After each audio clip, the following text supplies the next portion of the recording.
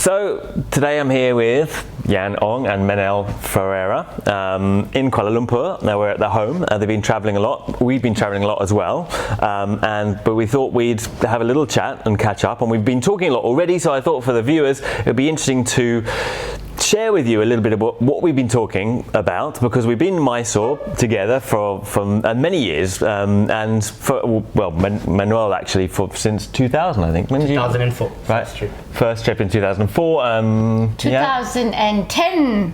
And we last saw you in 2012. 2012. So we haven't caught up for many years, and we've been talking about Mysore kind of then and now. And I thought that would be really an interesting conversation to have, because I think there's a lot of reticence or you know, kind of uncertainty since Sharath's shifted to the new shala, and people perhaps haven't been for a number of years. How is it going to be? How is it now? And what they've been, and I haven't been. We haven't. Teresa and my wife and I haven't been for a number of years. So it's been interesting for us to hear actually how it is now. But before then, I was going to just give you a little background about them. So we have to do the obvious and just learn a little bit about their backgrounds. So unfortunately, you're going to have to answer a few biographical questions. Okay. He wanted to go. He wanted you to go first. Okay. She's the talker apparently. Just fill us in on how it was. How was your first experience there? How did you find it? When I went to Mysore in 2010, I had no yoga friends. I didn't know anybody. I kind of just rocked up. I stayed at. I remember this. I stayed at Anoki for 3 nights. And was completely new to everything. Never been to India before. And I was so excited. So I wanted to meet as many people as possible, do as many things as I can. I was just telling you earlier, I did every single course that I saw a flyer on. I did cooking courses, anatomy courses, chanting, everything. I was like a crazy person. I had a really good time. I made so many friends. I've since, on a personal level, I've since calmed down. Every year that I go there, I do a lot less. I think it's maturity in the practice, maturity also of just age and going there so many times, and each year I mellowed out a little bit. Yeah. For sure. I was only about, I think I was 30 years old. When you first went? Yeah. Right. And yeah, I don't think did I mention that you just come back from Mysore? So you were literally there just a month or two ago, right? No, we were there, when were we last there? Last summer. Okay, so where are we now? Okay. July, August, September. Right. Okay. So fairly recently, in 2022. Yeah. Well, no, 23. Where are we now? 24, 23. 23. We went 2022 in the summer, last. July, August, September. Yeah, just a little under a year ago. Right. And now in 23, apparently. Manuel, when did you first? Because I met you, I think, kind of fairly similar time to Yan. Yeah, I went December 2004. Right. So was the year. That's your first trip. Yeah, I remember, because it was the year of the tsunami. So, and then I stayed for 3 months. So basically I started practicing in 2005, but I arrived a little bit before. Yeah. So yeah, it was my first trip. Was a little bit of a difficult trip because I got injured skateboarding 1 week before going. So I had a problem in my ankle and in my knee. And then things got a bit worse there because I got a bit excited, but it was a very interesting trip. I met many people. My English at the time was not so good, so it was a little bit difficult to communicate. I cannot say it was one of my best trips, but it was also my first time in Asia, in India, so everything was very different. I was 27, so quite young. Yeah. But yeah, even if the trip was not very good and an experience that I say I was always happy and this and that, it made me come back. So I think it was very important. Yeah. And you've been practicing before then for a while as well, right? Yeah, actually this November is going to be 20 years since I started Ashtanga yoga. I started in 2003. Right. But at that point I was already a yoga teacher. I started practicing yoga 98. Yeah. So when I started Ashtanga, I was already teaching other types of yoga. And then I started in 23. 1 year after, I went to Mysore in 2004. Oh wow. So it was a big change because of that. Then I also started teaching Ashtanga yoga and stopped teaching other methods. Yeah. So made a big difference. And then kept going. I'm always amazed at how people that don't have English as their native language, you just learnt it from speaking to people in Mysore. Yeah. Wow. And they were very patient. Even today, sometimes it's a little bit. I talk very confident, but sometimes you have to think what I mean with my words, because I kind of like just translate my thought from Portuguese to English. But of course, now it's much better. But at that time was difficult. Was very hard. Was very difficult to talk because we all have like 3 years of English in high school now, and that's what I had. And then I didn't travel so much, so I didn't practice. But then I start going to Mysore. You really have to practice. Because there was not so many Portuguese speaking there. And then improve a lot. I think your English is better now as well since you've met Yan, and you've been with Yan for many years, I think. And I think you met each other on the trip that Teresa and I were together in 2012. Is that right? Yeah. And the three of us assisted together. Right. That's we all assisted in the shala. And you met in that time we were assisting together. Yeah. At that very time. And both of you at the same time. Right. Huh. Yeah, it's a fun story. I arrived there. And I didn't went for 2 years. So during those 2 years, there was the whole assisting started, because the last time I went was in 2010 to the teacher course, and then suddenly someone was trying to assist and asked Sharath, but I don't know, I need to learn. And then he said, okay, next season you start assisting me. And then that person became very happy and I'm going to assist. But then it was not just for her, it was for everyone, so everyone started assisting. So in 2012 was the first time I was in the shala with other people that were not from the family. I've been there with Sharath, Sarasvati, Manju Joyce and Patavis, all teaching at the same time. But that was the first people who were assisting, and then suddenly there's people standing, waiting to help you. So it was quite different, and I think you were one of them. I was petrified. Yeah. Really? I had no experience teaching, and then I was thrown in. I felt like I was thrown into the pit with the sharks, and I told Sharath, I don't want to do this, and because you do it, and I think in the first 3 days all I did was cry. Because I was so nervous and I felt so sorry that I was adjusting people who were much more experienced than I was. So I would adjust someone, I'd be like, I'm so sorry, thank you, to every single person I touched. I felt like I was really scared. Yeah. And it's changed so much since then. Yeah, I mean now, you've been teaching many years now, right, together but also with Manuel. Because it's been it was new at that time. They had just started. So people, I understand, they flew like 2-3 days to get there. I don't want you. I don't want you. Who are you? I didn't come all the way here to get there's that sentiment as well. It's a baptism of fire, isn't it? I mean, Sharath had asked me, and then he had asked Teresa to do it as well, and she just pointed back, refused. She said, no, I'm not. I mean, I won't do it, and he was okay with that. But I mean, it is a bit unfair. And many people like Teresa said, I don't want to teach. I never wanted to teach. I just want to come here for practice. It's really not my thing, But it is tough, and obviously the people in the room, they want Sharath, naturally speaking. They don't want you, do they? But Manuel, I remember you loved it. You were we did it together, and you ran around, and you were so. I didn't want to do it, but only simply because I was already teaching. So it was like a busman's holiday, really. It's like I didn't want to teach again. Like I was there for a break, But he was so. I didn't have any choice. I didn't come for 2 years. Yeah. So as soon as he saw me, I remember I arrived in a Thursday, and then we had Friday lead primary, and then in lead primary he said already, Monday you come to lead intermediate, next month you are assisting, kind of like you didn't come for 2 years, you're gonna get it bad. I said okay, and I thought I would be okay. I was happy to do it, but I was really nervous. I was already teaching for a while. I was really nervous, and like trying to read a room. So the first week was I moved a lot, maybe because of that. Really? But I was quite active and quite excited after. And I stay in the room always a little bit longer. I don't know why. Remember? Used to send everyone away, and I say, okay, everyone is gone. I'm still here 3 hours and a half. I remember any person I went to, you were already there. One time I counted. I did 14 kurmasanas in a row. 14. I think my vibe was just to do as little work as possible in the room.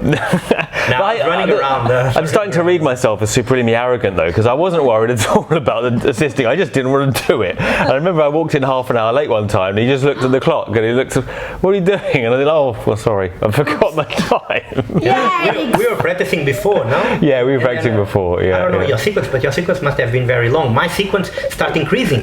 So I keep giving Sharath giving me posters, and I was like, I don't have time. Right, I don't have time. I need to go change, drink a coconut if I can, and I need to be here again. So and my sequence was short at the time. Oh man, I can't remember. There was many. I was doing advanced. Yeah, I was in advanced, but then I was getting added postures from the intermediate. I think. Yeah. But it's I think when we met up and we talk about these things, it's because it was and it still is a kind of evocative time, and it's meaningful, and and there's a lot of shared camaraderie around it, and it's very powerful. I mean, I remember when we arrived that time, then you and I were at the end. Remember that time? We were just me and you was practicing at the end together because we got a really late spot on that first day. You had just arrived, I had arrived, and that's how I met you. I knew, you were on the side of me. Yeah. So you kind of meet people, and it means a lot, quite a lot to be in that experience. That trip was a very nice trip, because then you don't go for 2 years. There's a lot of new people. And I met so many people. Of course, I met my wife, which is most important. Let's make that clear. Highlight of the trip. But together with Yan, there was many people that came in 2010, and there was people that I didn't know, and I made so many friends that trip. Because all this energy that people start coming from Mysore, there's all this energy in the room, and all this enthusiasm, and you kind of drive on that, and your trip becomes like so much better because of that. So I think was a change. That definitely was a changing trip for me. Obviously, you got the constant of Sharath been there, and before that Patabi Joyce, but it does make a huge difference depending on how the people are, who's there, and how the general feeling is due to the students that are there. I remember when Teresa and I first went, and it might have been around 2005 or 6, and it was still the kind of crossover when the old students were more still coming at that time. And you would have remembered that around 2004. There were a lot of older students in the room as well that didn't necessarily come back after Patabi Joyce passed away. So there's a kind of different vibe as well, right? Yes, I got that change, and that's the reason after 2010 there was a lot of things going on. It was quite intense, so I decided to take a 2-year break, and that was good because I really didn't want to go and feel that I don't want to be there or something. So if there was a little bit of a confusion in my head, it would be better to just take a 2-year break, because was a time of change, huge time of change. 2004 I remember being in Mysore and like being very excited about seeing David Svensson, all these people there, like seeing like celebrities, and then slowly they kind of like, it's not my teacher. Not my teacher anymore, and then it changed, and it was natural but intense. It was definitely a different vibe to when we first came to when Teresa and I came back. And I remember seeing Lino there, and he would always try and come in late, and Sharath wanted him to come in earlier, and he would always arrive like an hour later, so I'm not getting up early anymore. And there'd be all these famous people in the lobby, and it's like, oh wow, that's so and so that you'd see, and for us, I mean, other people not watching. At that point, famous people, they not were Instagram famous, but like they've been teaching for like more 20 years. They meant a lot to us at the time. How was that experience for you when you first went then? I mean, I wanted to kind of, what we've been sharing over these last times that we've caught up in Malaysia together is how it was then and how it was now. So that's particularly what I wanted to talk about. And how was it? Can you say anything about how that time was then and how it is now? Because obviously we've all got older. Manuel mentions he was 27 when he first came. I think I was around. I think I pretty much was the same age when I first went to Mysore. And things were fairly easy for me at the time. They're not so easy in a 44-year-old body now. And there's a reticence with me and with other people to go back, and how will it be now that I don't have that same level. So I suppose how was it then in terms of the demands, and how is it now? I know that's a wide-ranging question, but I think of course it's different, but of course because I was the young one, and I was getting inspired with so many people in Mysore inspiring me at that time. And then you keep going and you keep feeling that you are the young one, until this trip we went, and I was talking with Yan, we were in the room, and I look around, wow, I'm one of the oldest people here. And then I felt I'm not the young one anymore. So you kind of, the perception changes completely. And then I look around and I see my friends that are the young friends from Portugal going there and only very enthusiastic with the practice. So I was that person. Now I'm the older one. So I think the perception is different. The method is the same. The teaching method is the same. The teacher is the same. The space also different. But there is something that is exactly the same. Because I think, like you said, when you go to Mysore, many things are important. Okay, we go there to practice Ashtanga yoga, but then the space is important. Visiting our teacher is important, but our fellow practitioners is also important. So all plays together. Okay, but we change a little bit, so it's going to be a little bit different, but the main core of everything together, I think it is exactly the same. Okay, but it's difficult because people get attached to a place. I wonder when they change from the old shala to the shala in Gokulam, I wonder how they feel. They were in a tiny shala, then they go to a big house. Now we were in a big house, then now we are in a huge space that you have so much space to practice. Of course you're going to say, oh, but it's not the same, this and that. Yeah, but in the end of the day, yeah, it's exactly the same. Okay? Right. So you feel the experience hasn't changed for you. And what about teaching methods? Did you have the same, kind of methodology? That is it's exactly the same. When I went, because my first trip to Mysore, I practiced 1 month in the main shala with Patabi Joyce, Sharath and Sarasvati. Sharath was teaching across the road. And so we decided to go. And I was really bad. Sharath got really upset with me because in front of Patabi Joyce in the office, I said, next month I'm going to practice with you. And he shake his head, no, outside, don't say that here. So we practiced 2 months just with Sharath. So from that trip, kind of like the connection was a bit stronger with him. So that trip kind of set who was really my teacher. Of course, Patabi is always there, but as the years passed, then also you could see that Sharath was getting more and more in charge of the room. So yeah, was a special trip also because of that. Do you think he pushed you more when you were younger and now? You know, I mean, you mentioned that he was a little bit more loose with you now, or do you say that you think he's the same? Because I mean, I definitely, let me share this. I mean, when we first went and I'd been practicing, I wasn't like you. I didn't kind of, do Ashtanga, practice it for a year and then go to Mysore.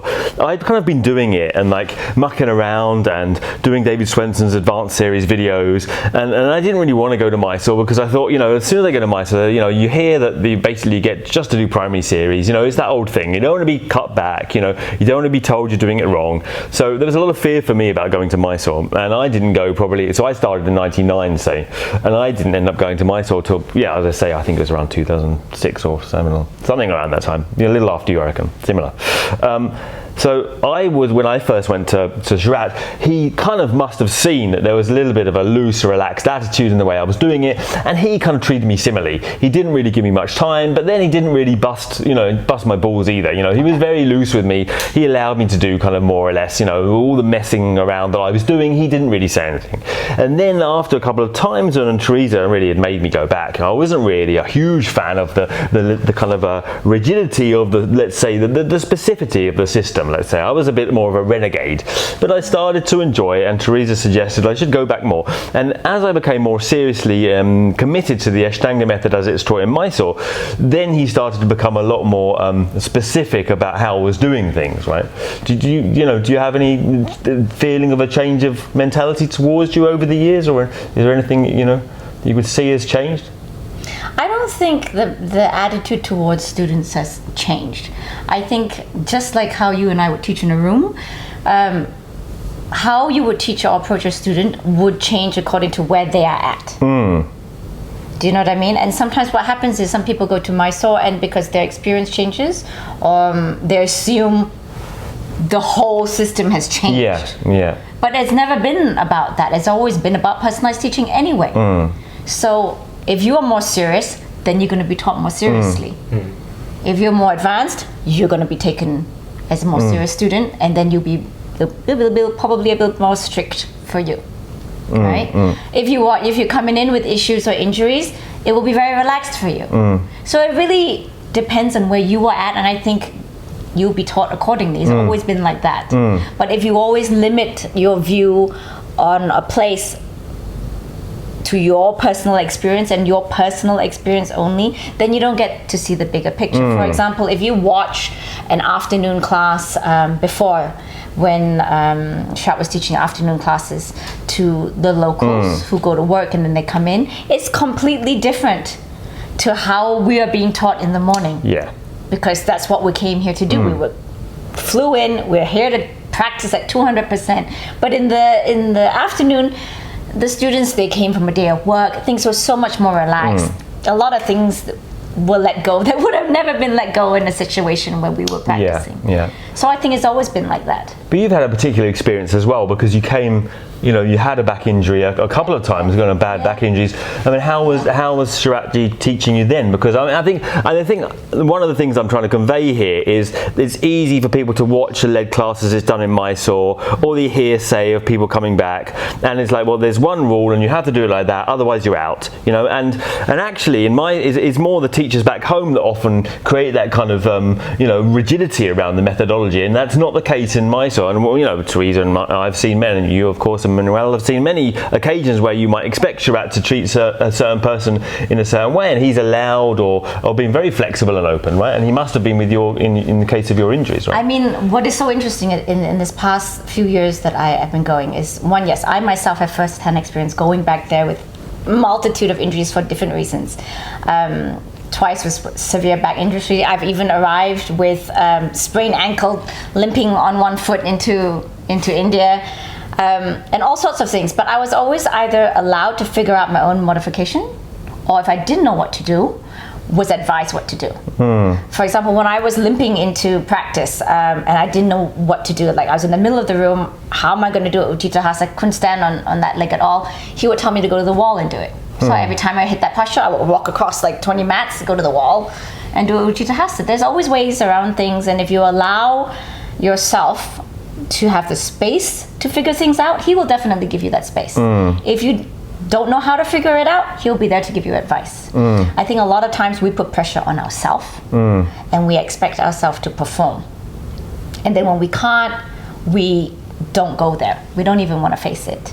But it's not only with injury. Like I said, I've had friends a bit worried to go back because they're going through menopause, or they've had weight gain, or they're older now, or things have changed in themselves. But because you have a fixed idea of what practice in Mysore is, you think you cannot fit into that box, and therefore you don't go back. But you must give yourself and the shala and your teacher, if it is your teacher, the chance to teach you in different situations. If you don't allow that situation to happen, then you will always have only one view from one perspective when you are at your prime. Like we joke a lot sometimes, like, oh, we're going to go to Mysore this year. We need to be ready. We need to be physically ready. And it never happens. This one broke a toe just before we went last time. Like, broke it 2 days before we flew. Things will never go the way you want it to go. And then when you show up, you find out you have a lot of compassion that's there, that will cater to you and where you are at. Yeah, and he does that. I found similarly. Yeah, it's really it's really like the best place that for me is to heal. To heal. Yeah. Right. And then we are teachers, but we are students, and it's very important. In Mysore, you get given a lot of space to do your practice as you are ready to do at that moment. But sometimes, like, we just want to do more. We just don't want to do things others are doing. And I felt that many times because my personality is a little bit strong, so I'm a little bit unflexible in my mind, also in the body. But so he can see that. And then he plays around with that, and then he confronts you with that, and then you realize, and then you grow through that process. I remember so well, like I was maybe my third trip or fourth trip, I was seeing everyone catching from there, and he still was asking me to walk, and then maybe some days catch or no, but I see all the other ones catching from there, and then one day I feel that I was very open, so I hang. I didn't went down. He said yes, okay. And then he brought me in quite high that day. But then, yeah, of course, it was. Maybe I was not ready to do that. I got a little bit sore. But then, because I decided to do that, then every day he didn't let me go to the floor anymore. I said, "Oh, okay." So I was trying to show off and trying to do something, and kind of like asked me to do that because I hang on purpose. And then every day I said, "Oh no, I don't want this anymore." But it was your choice. So I think communication, even if it's not verbal, is very important. Right. Because if you go there with an injury and you don't say it and you want to do the things, yes, it's going to be bad for you. But if the first day you go there and say, "Sharath, I have a problem on my back, I really cannot do this," okay, no problem. Of course, he's not going to give you more postures because he believes, even if it's a posture that is not that movement, he believes if you are injured, you shouldn't do more. You should do what you are doing and try to recover your practice again through the basic to the more advanced, and that's it. But some people they want to go there, they want to get new postures, even if that costs them their health. Yeah, And walking. that's not Yeah. Do you feel he's been more lenient with you with age or the same? Actually, no. No. Actually, no. It's like, because I'm not. Right, you're lenient with yourself. I'm okay. I'm practicing still quite strong. Right. So yeah, he's gonna treat me like that. Is what you show. So if you want to do it, he's gonna teach you how you were doing before. But if you show that, okay, it's time. For example, you can arrive to myself, I'm tired, I'm getting old, I just want to do primary. Arrive there. This trip, I arrived there with a broken toe, and I said to him, I'm gonna do only primary. But then I got enthusiastic. I said I did primary, and then I said, oh, intermediate. Okay, let's try intermediate. Okay, let's try advanced. And then I never did 1 month of primary. But that was my choice, and he was okay with it. Saw me modify all postures, even advanced postures, because of the toe, and he gave you the space for it. So I think it's a lot to do with your attitudes and communication. That's very important. If you don't and some people are a little bit afraid to say things like that, like they are ashamed to be hurt. There's no shame to have an injury. It makes part of the process. Or age. If you practice like for 10 years and you never had a single injury, it's a bit weird, because after all, this is also a very demanding physical activity. No, yoga is much more than that. But it happens. Sometimes it happens, and accept that, and being able to grow through that and recover in a way that you can learn, even if you cannot do the same as before, I think is very important. And in Mysore, you can do that, and it's important that people realize that. I think a lot of it is we project our state of ego into what we think that place is, or the shala is, or the teaching is. But it really is what it is not. It's if you understand that you are only going there to learn and to explore, and you keep that intention pure, then everything else makes sense. If you start going with the intention of, oh, I need to show, I need to get postures, I need to present a particular image to everyone else in the room, then things start to go bad. And then. Do you think it's become more like that over time now? Actually, surprisingly, I think less. Right. I think that was more long time ago, and because the numbers are more, there is actually more unity. Because when there's a smaller group of people practicing, there's more competition, there's more comparison, and there's more need to be special. But when you have a huge group, there's so many people practicing, so many people from everywhere and around the world, it's not the case anymore. So you don't feel social media's changed anything there? Because I mean, I remember we were talking just a few minutes ago off camera that when we first went, we were told specifically, don't post pictures on social media, and none of us did. Well, a few of us did, and probably, nothing wrong with that. They've done well out of it, and then latterly, obviously, most of us do a little bit of social media. These days, it's not such a bad thing, but it was much frowned upon at that time. And now obviously everyone's got the cell phone in their hand. Has that changed? You don't feel that's changed the dynamic around the shala at all, with people taking selfies and and postures and I think when it comes to the practice, there's no phones in there anyway. So that's the same. I think in there everyone is the same, and then you realize that the person next to you is actually a yoga celebrity with 10,000 followers. But in the end, everyone is sweating next to each other. Everyone is struggling. Even if they don't struggle in the posture that you are, they will struggle further. Then I think the practice everywhere, and especially in Mysore, it takes all the layers out. In that room is what it is. If you're gonna be there showing off, in one point you're gonna feel weird. So I think in that room everybody's kind of the same. So the Instagram thing for sure changed many things, but I think it's not an issue in Mysore. Right. Of course, you have to be careful if you go around in Mysore, taking pictures in temples. He will see it. Right. This is everything. Right. If he doesn't see, someone else will see and tell him, and this and that. So there's a little bit like you are more exposed. So if you don't want to get in trouble or go to the pool and take pictures of you in a handstand in a pool in a bikini, it's going to tell something. But in the end of the day, you do what you want to do. So has that caused an issue for people now they're seen on social media? Has it been an issue for people whom? Well, practitioners. Yes. I mean, has Sharath called people in for doing anything like that? Just the temple. Right, the temple ones. Right. Okay. Please don't take the pictures. In a temple. Dress appropriately. Be respectful. you're traveling in Yeah. the culture, just Very, very reasonable. Yeah. Has the space itself changed anything? Because obviously, you know, when we arrived, first of all, it was Gokulam, which is a relatively, well, people used to say it was a huge space compared to, you know, the 10, 12 people that they used to get in Lakshmipuram. And now you've got a space that can hold how many people?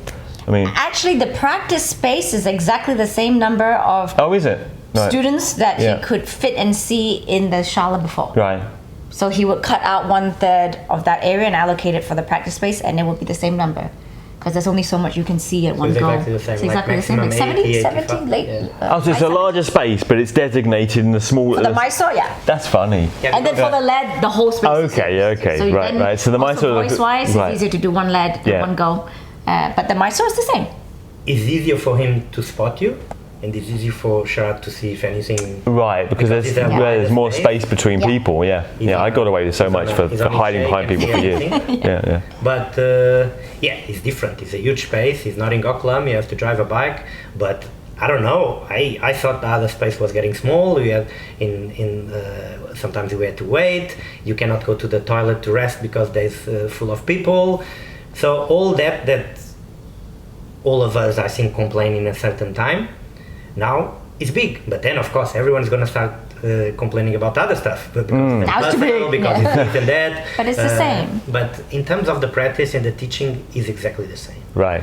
And actually, the ride there in the morning, going there is quite nice. If not raining, it's quite nice. It's quite like you go in your scooter to the shala in the morning, and then there's a lot of nature near Right. the shala. How long does it take you to get out? How long for? Because people, I was always intrigued about how, you know, the kind of logistics about where exactly it is, and people will want to know, I think, as well, if they haven't been. Like, people still stay in Gokulam, but they drive out for like It's just a matter of. We stayed in Gokulam. We all stayed. half an hour on the Yeah. scooter. No, 15 minutes. 15 minutes, right? It's just a matter of adapting. It's like, Right. and we are good in that. Humans are good in adapting. So it just takes a little bit. But He in a bike 15 minutes. Me in a bike maybe 20, 25 minutes. So no, it's not like that.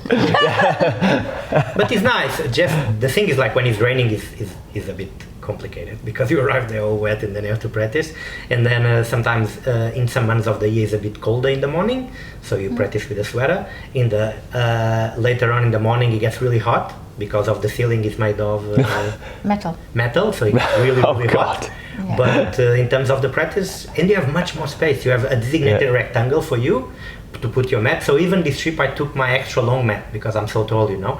So I took my extra long mat that I would never be able to do that. If I rock up with my mat to the shala, go home. People would not be happy. So no fighting for spaces. Right. Okay, that's And you can pleasant, do isn't all it? that. No waiting at the gate and kind No- of throwing no mats finishing over in the. the toilet. Right.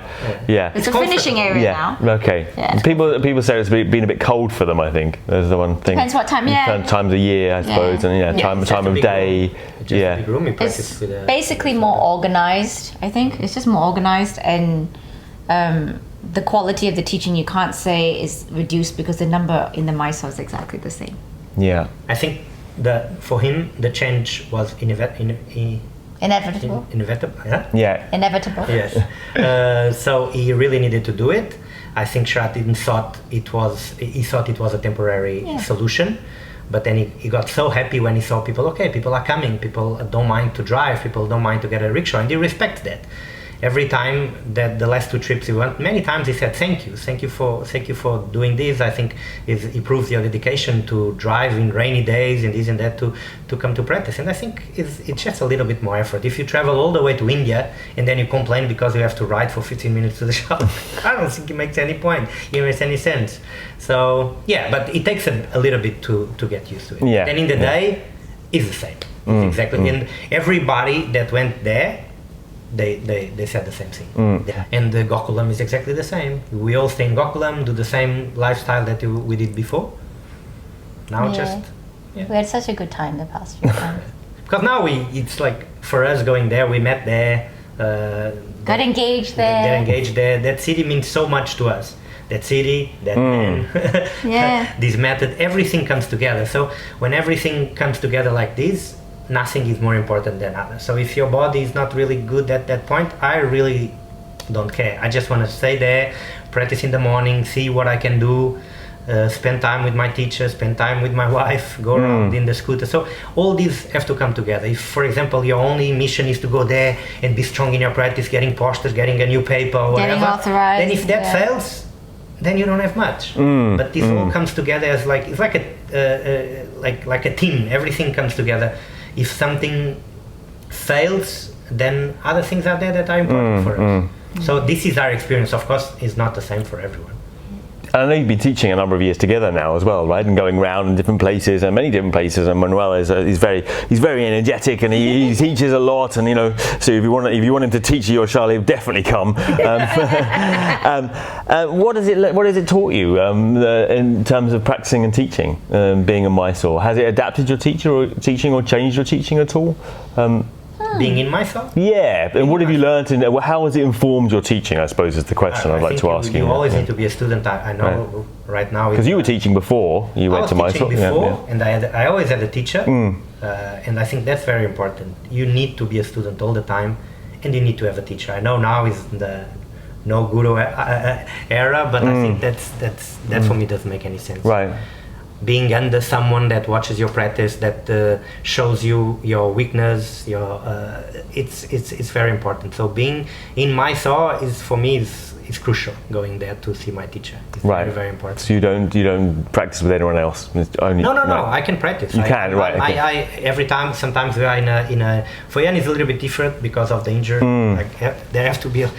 For me, it's a bit hard to hurt me because I'm quite stubborn in my body. So. unless you hit me with a table, you're gonna hurt me. But by an adjustment is quite difficult because I can resist quite a lot. So I always any city that I go, or go practice with my friends, or go practice with a teacher that I always wanted. So always that. Of course, my teacher is Sharath, but I always like to go and practice with other teachers. But in these days, I just don't have the opportunities. Lately, it's been him all the time, and that's important for my teaching. And for me as a practitioner, that's very important. And I think will never change. Can you think of one thing in your teaching that has been influenced by how you've been taught by Sharathji?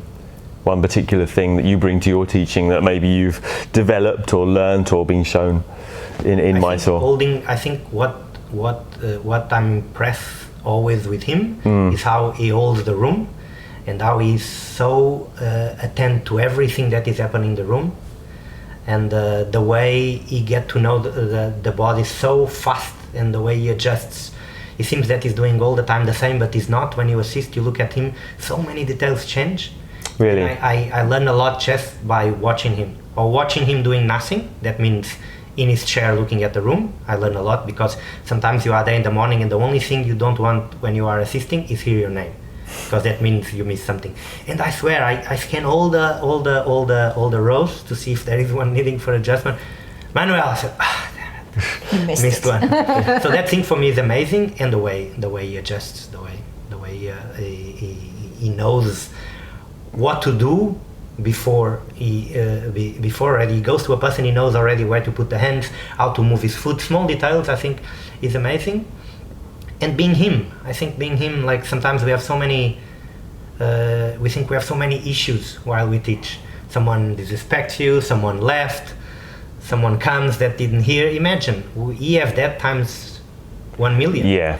And he's there, he's still doing it, he still have passion, his practice is still alive, whatever it is now. So his teaching and his practice is alive after so many years, and he still get motivated when he is in that room, even going through so many issues. So yeah, that's a huge motivation for me to continue teaching. I think seeing him be able to identify egos in practice is quite spectacular, because in any normal yoga class, it's just you teach, you adjust, that's about it. But the bigger scale teaching that you watch him do is quite amazing. He gives people space. Of course, watching the adjustments, you learn a lot. But watching him in the in-between moments, the non-adjusting times, when he knows that someone is practicing to show off, or when someone is needing space and support, that I learn a lot from him, which you don't see, the in-between moments, which is really nice to see. It's the subtle stuff that I think brings a lot of value as a yoga teacher, and not just an asana teacher, from him. Yeah, and I think both of you kind of pointed out the fact that it's easy to kind of point the finger and say, well, this or that is not correct. But I mean, Sharathji's been holding a space for so many years in very difficult circumstances. There's one person really quite on his own, really, with very little support around him, and with so much flack from every angle that so and so is not happy with this or that or the other, and I mean, anyone that's been a teacher knows you've got issues with certain people in the room and certain students, and he's got kind of relationships with thousands of people that he manages to manage still. So I mean, like whatever other things you might say aren't perfect, I mean, there's you've got to point out it's an incredible position that he's been able to manage. I think a lot of people forget that he's a man. He's a human.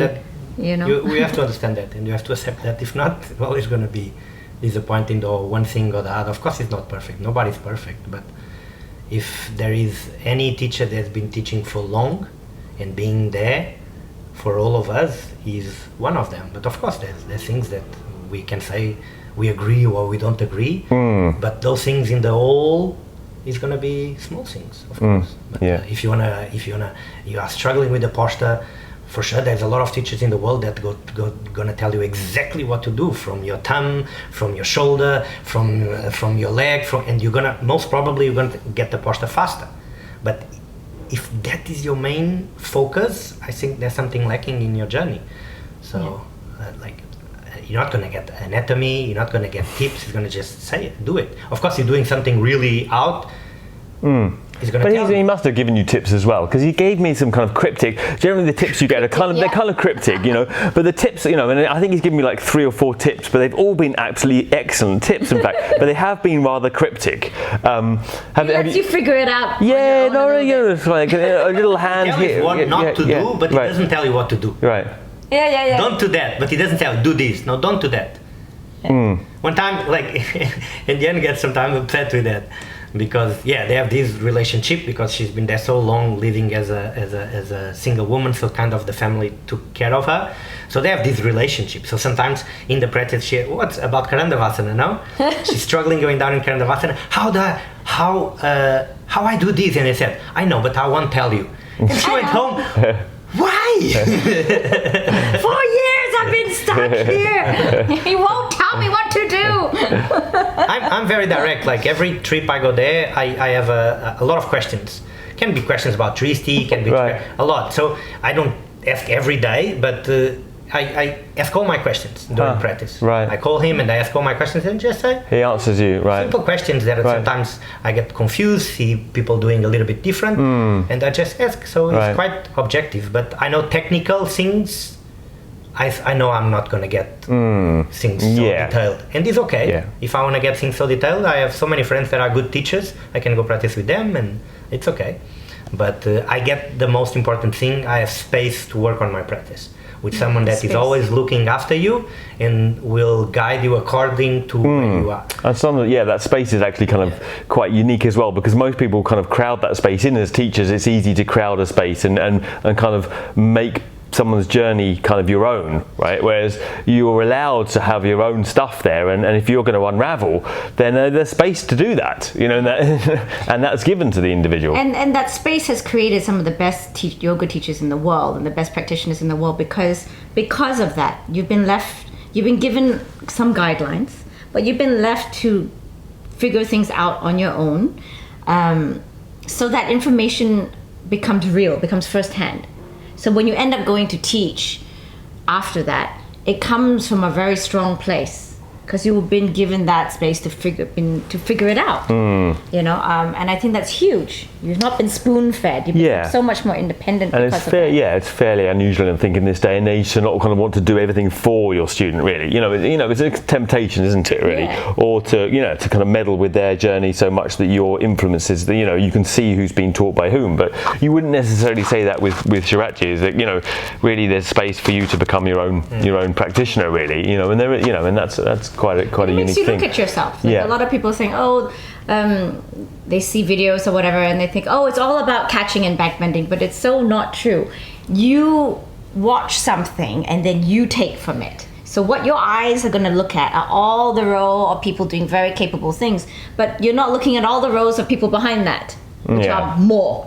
Course, I mean, when I was injured, or any day actually, it doesn't have to be injured, any day I'm having not such a good backbending day, for example, many times I'm there and I'm trying to go for it because I'm thinking, oh, I'm in Mysore, I'm going to maximize my time here. And he's like, walk out. Stop walking, walk out, walk the other way. And He always makes us all in different directions. With me, the opposite. You know, so it's not always about what you think it is. And sometimes we put our own expectations on ourselves, or we think and we project that, oh, that's what he wants us to do, so we're going to push ourselves. But really, it's just all a mirror of what's going on in here. Nothing to do with that. I think you make a good point as well. Unfortunately, due to camera angles, whether it's a camera or a video camera, they're always unfortunately at the front pointing back, and inevitably at the front you've got a front row of very capable people, so it always catches and seems to portray that image particularly. You know, no? The cameraman is going to go where it's impressive, and it's impressive to see people. And I mean, yoga has always been, you know, since the days of Krishnamacharya, doing yoga performances, and the whole idea was to hook people in something which was spectacular. You know, and as you say, it's tempting because you want to, you know, one's caught up in this oneself, you know, in terms of trying to make a spectacular shape and do something which is remarkable, and there's nothing wrong with that either. You know, you're embodied, you know, you're trying to do something special with your body, and that's fair enough, and, you know, a natural kind of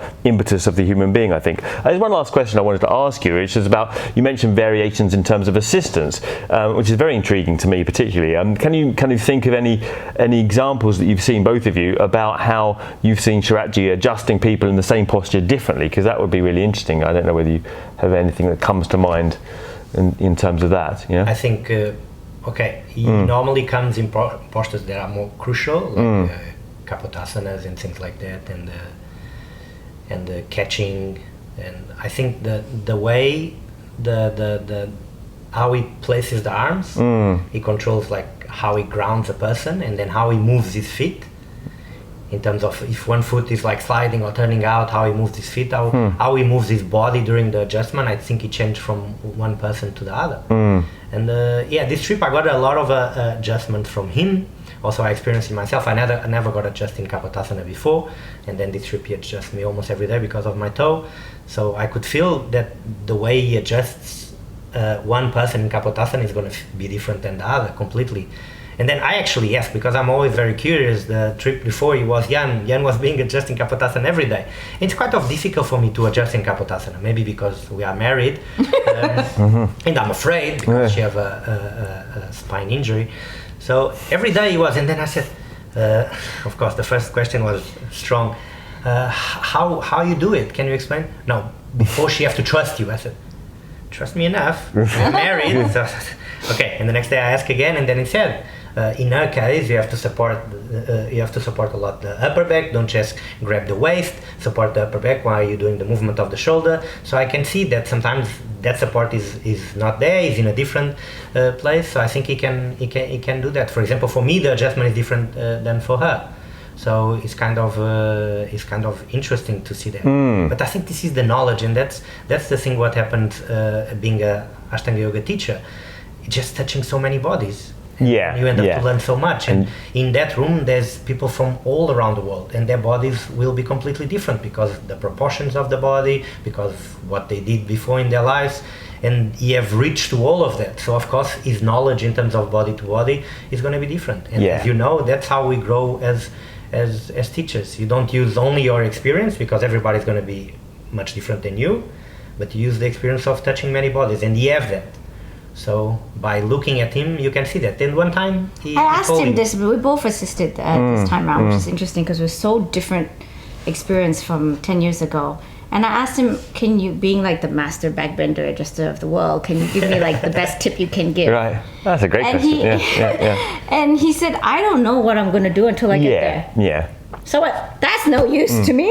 But at the same time, I realized, then he doesn't think about what you could do yesterday, today. He's going to look at you where you're at today. He's going to look at what support he needs to give you. And then I also noticed he looks after his own positioning.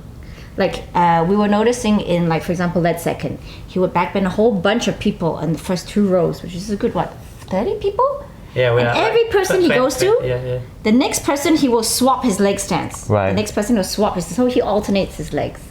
Where he supports you will be different.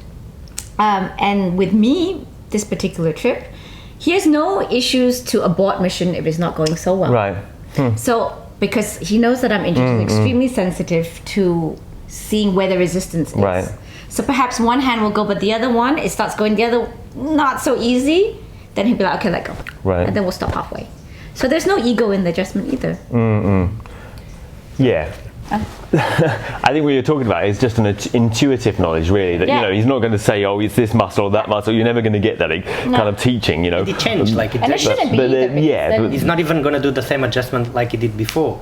Like there was a situation this time that I didn't catch for a long time, and then I had my toe, and then also a little bit of an issue with my back. So I said I don't want to catch, and then I didn't catch for a month, and this and that, and then I started trying, and then there was one assistant that was trying me to catch, like really really high from here, and then trying, and then he said no, he cannot do that anymore. You have to bring him lower. And I was like, but it's true because that it's too wide, so we have to bring him lower. So yeah, I need to give him more weight. So he could see that from the outside. And then we try again, and it worked completely. So this kind of thing, okay, he knows your body because you've been going there for a while. He knows that you are not a spring chicken anymore. You know that you have a problem in your toes, so your feet are not going to be so grounded. So I think all of this that is not talked. But then if it works, it's because there is some... There's knowledge. Yeah, There's knowledge. yeah. A lot. Well, I wasn't going to bring up the whole catching thing, but you've brought it up now, so I mean, I'm going to bring it up, and say, people are going because people are going to be watching and they're going to be thinking, well, what about this catching? Why is it important? Why are people, older people, being suggested or made to do this movement, which is seriously intense, and advanced, Do you have, and what are your thoughts on that? Do you have any reflections on this? I think it's intense. I think not everybody can do it, but everyone have a mouth. Everyone can say something. Right. So you don't have to do it. You don't have to do it. And many optional. people, right. that's They one choose of my not struggles to do. in Mysore. Many Right. people that are not ready to catch, they are just like on the air with a hand, and we're trying to put the student to the floor, but they just want to catch. So it's a lot of that. And yes, I think Sharath enjoys people to go a little bit more further than what they think they can do. But if you have pain, you just say it. I don't want to catch. I said I don't want to catch this month, and I didn't catch that month. I think that's important for people to know that you can say no. You will try. Right. I think he also remembers when he catch it every day, this and that. So it's also together what he did it in his practice. So he's going to try to make people pass a little bit their limits. But when there is pain, you need to say it, because it's just the same thing. Go to a doctor, and he said, "I have pain. Where?" I don't know. So how the doctor is gonna try to help you? So when you are in Mysore, if you have pain on your back, like you just say, "I don't want to catch," and it's okay. Nothing is gonna happen. So I think we go back to the same thing. It's a matter of communication. Yeah. I mean, for me, it's first-hand experience. I've been told to walk out when I arrive in town after flying in. I've been told to walk out if my back is not feeling so good and I'm being over-enthusiastic. I've said, let's try, and then we would try, and then maybe I'm the one that's all coming from me. Right. And I've been told not to go so deep if I'm not, so I don't actually see that at all. But what I do see is like what Manuel just said, a lot of that energy is coming from the students. When we were adjusting in the room, a lot of them want to catch. A lot of them telling me, bring me higher, bring me higher. So many people also don't want to tell him that they're in pain or they're hurt, because they know once they do, they're not going to get new postures. Right. So because of this ego, it becomes, it's all about the catching. But a lot of the energy sometimes comes from the ego of the students. And if you don't communicate that you're in pain, no one is going to know, really. And if you keep pretending you're okay, because the minute you are not doing so good and you let someone know, let the teacher know, he's gonna take it easier. Yeah. But a lot of people are like, I feel halfway across the world, I don't want you to take it easier. Yeah. So I think a lot of and it's not a requisite to go forward to catch. no, it's not actually. It's not. But if you said you're in pain, then you'll be. Yeah, but I'm like people don't want can that. say this is too much for me, and it's okay. Yeah, that's okay. Right. It's the same Okay. as and you will be careful. It's the same as friends who are not practicing maybe the sequences that they were practicing when they were last there, and then they want to go back. But that's also part of the progression, because he himself is a teacher. All of us, as we teach every year, we're not the teacher we were the year before, right? Because we have more experience. We change and we evolve as teachers. We age, so our practice adapts accordingly, and therefore, so does our teaching. Same with him. Yeah. You know, we have a teacher now that he's hitting what, 56, 55? Right? He's in his mid-50s. No, No? it's like 52. We celebrate. Did you? Sorry. You've given him a few extra Yikes, years. yeah. Edit that part out. Oops, got that wrong. But I mean, the point is that he also has been through the processes that we are also going through now. Yeah. What it's like to scale back. What does practice mean? You know, what it does. Yeah. No, I think All of that's this a really important message to put out there, especially for people that are, they're uncertain, a bit afraid of going back again, and they're a bit older, or life has happened, and things have happened. This for us is important. This is like, it seems like we are promoting Mysore. We are promoting for a student to have a place to practice. Yeah, and that's very important. Like if you are in your city, you have a full-time job. Of course, you're not going to go to Mysore. Yeah. It's important for you to have a place that you can practice, a person that you can trust. So for us, that's Mysore.